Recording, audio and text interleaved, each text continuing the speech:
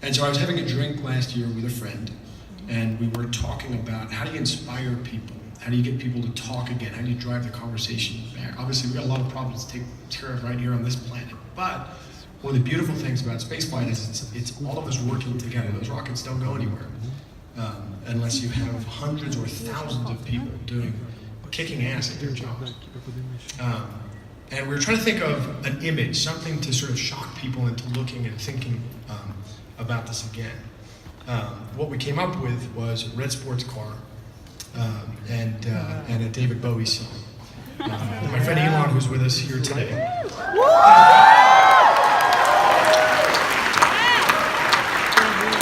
Elon!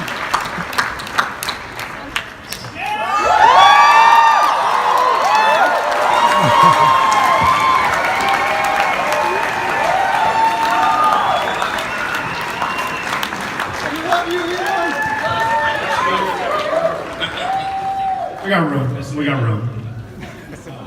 Elon, we love you. And Elon, I know from talking about it with you a lot over the years, how what drives you and what drives the mission of SpaceX is beyond just commercial space. There's more to it than that.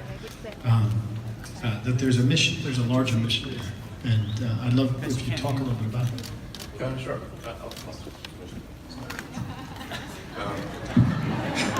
See me? Yeah, so as Jonah was alluding to, there are a lot of negative things in the world. There's a lot of terrible things that are happening all over the world, all the time. There are lots of problems that need to get solved. There's lots of things that are miserable and kind of get you down. But life cannot just be about solving one miserable problem after another. That can't be the only thing. There need to be things that inspire you, that make you glad to wake up in the morning and be part of humanity. That's why we did this. This guy called Tsiolkovsky, one of the early Russian rocket scientists, the great saying, "Earth is the cradle of humanity, but you cannot stay in the cradle forever. It is time to go forth, become a star-faring civilization, be out there among the stars, expand the scope and scale of human consciousness." I find that incredibly exciting. That makes me glad to be alive. I hope you feel the same way.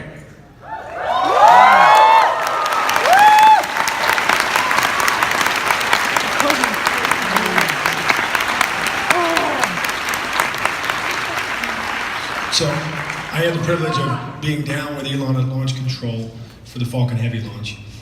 And there was an incredible spirit there on the day. It felt extraordinary, thinking about all the people who'd contributed to putting this together and the spirit of it, and something that I hadn't felt in an awfully long time. We tried to distill that essence down, try to record it and capture it and spread it in a way, in hopes of making people feel a little bit of that, of what we felt on the day. The only way I know how to express it, we cut a trailer. It's not a trailer for a movie, it's not a trailer for a TV show. What we're hoping this is a trailer for one part of the next chapter of the human story.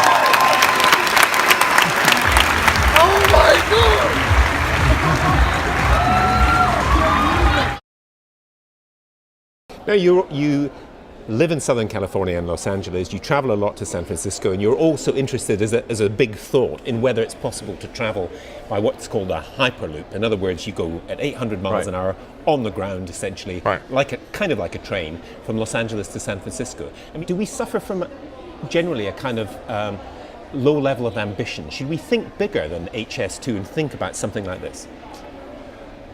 I think so. I mean, for reasons beyond the objective, we'll get there faster, it's like you want to do projects that are inspiring and that make people excited about the future.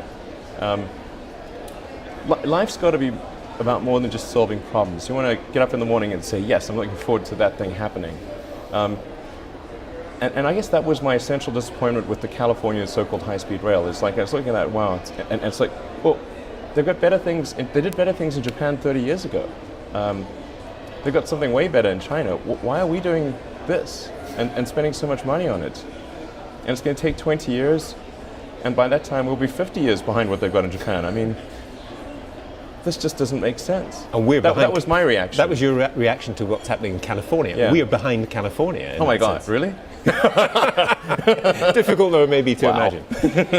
So I mean, that's brutal. But That's the most unfortunate. The other big part of Musk's life is with his company SpaceX, which is committed to improving rocket technology and even getting the human race to other planets. Do you see, really, the future must be in space for the human race? Do you really see this? This is not science fiction, this is actually going to be a fact.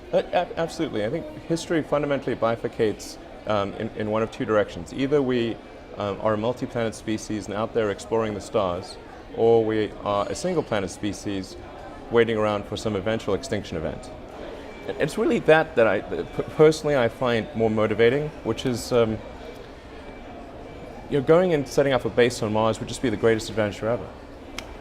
Not everyone's a fan. Back on Earth, Tesla sued the program Top Gear after it rubbished the Tesla Roadster. Tesla lost. So, what does Musk think about Jeremy Clarkson?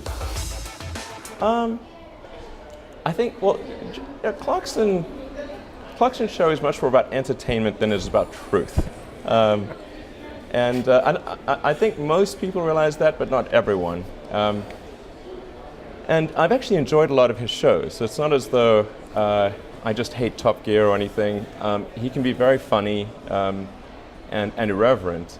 But he does have a strong bias against electric cars, and he particularly seems to hate American. Like his two pet peeves are American cars and electric cars, and we're an American electric car, so we're in the worst possible situation for someone like Clarkson. So do you see this as missionary activity? You're over here trying to convert Jeremy Clarkson. I don't think there'll be any converting of Jeremy Clarkson. Okay. That seems quite unlikely.